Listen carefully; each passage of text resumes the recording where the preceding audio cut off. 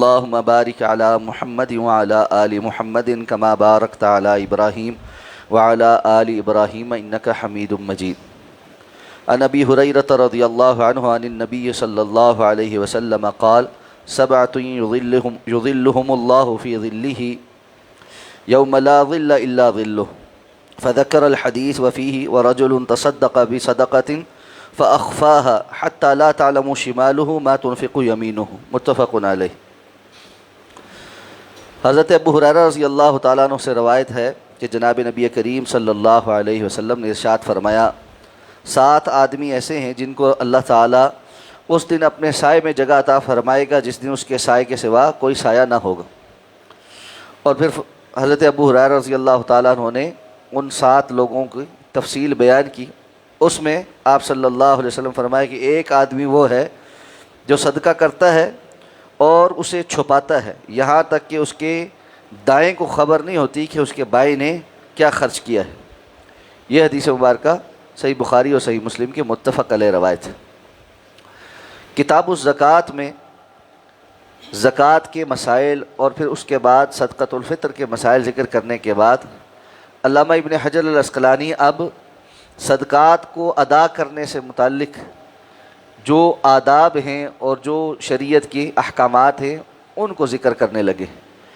تو یہاں سے اس کا آغاز کیا ہے کہ انسان جو بھی صدقہ اللہ کے راستے میں کرے، خواہ وہ زکوٰۃ کی ادائیگی ہو یا نفلی صدقات، اس میں افضل اور بہتر یہ ہے کہ وہ اس صدقے کو ادا کرتے ہوئے چھپا کر ادا کرے. یعنی اعلانیہ ادا کرنے کے بجائے مخفی طور پر صدقہ کرنا یہ زیادہ افضل ہے. اس میں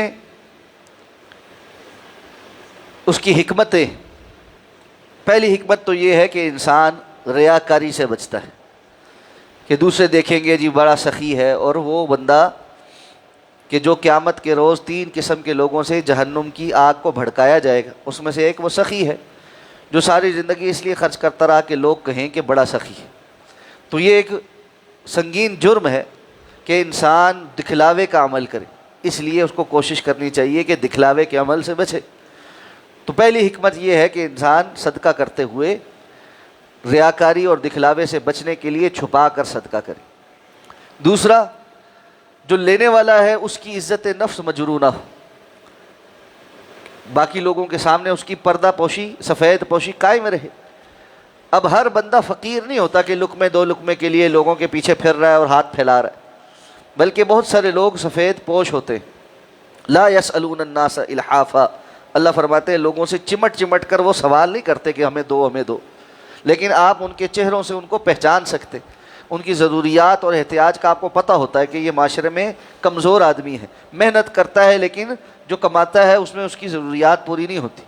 ایسے میں اس شخص کی عزت نفس کا خیال کرنا اس کے لیے بھی ضروری ہے کہ بندہ صدقہ کرتے ہوئے ایسے انداز میں کرے جس میں اس کی عزت نفس بحال رہے.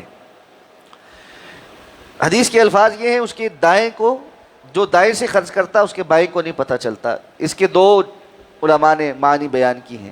ایک، اس کے دائیں جانب یعنی کھڑے لوگوں کو، بائیں جانب کھڑے لوگوں کو پتہ نہیں چلتا کہ وہ دائیں بائیں کیا خرچ کر گیا. لیکن دوسرا جو معنی جس کو جمہور نے زیادہ اقرب کہا ہے کہ اس کے دائیں ہاتھ سے خرچ کیا ہوا بائیں ہاتھ کو پتہ نہیں چلتا.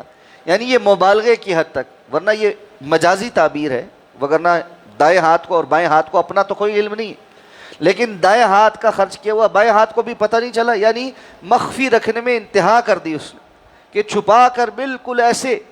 اور اس کی بہت ساری پریکٹیکل فارمز ایسی ہیں کہ لینے والے کو بھی پتہ نہیں کہ کہاں سے آ گیا، اس کو پتہ ہے اور اللہ کو پتہ ہے، اس کے سوا کسی کو نہیں پتہ کہ میں نے یہ کام کر ڈالا. تو ایسے صدقات جو ہے وہ اللہ رب العزت کے ہاں بڑی اہمیت کے حامل. تو قیامت کے روز اللہ تعالیٰ اپنے سائے میں ان لوگوں کو جگہ عطا فرمائیں گے جو اس طرح چھپ کر صرف اللہ کی رضا کی خاطر صدقہ کرتے ہیں، کسی کو پتہ نہیں چلتا کہ انہوں نے اس معاملے میں کیا کر دیا ہے. تو صدقات کے کرنے میں ایک بڑا ادب یہ ہے کہ ان کو ضرورت کے مطابق مخفی اور پوشیدہ رکھا جائے. ہاں بسا اوقات ضرورت ہوتی ہے کہ اس کا اعلان کیا جائے، مثلا کسی اور کو بھی ترغیب دلانی کہ بھائی اس طرف خرچ کرو، چلو یار میں یہ حصہ ڈال رہا ہوں آپ بھی ڈالو.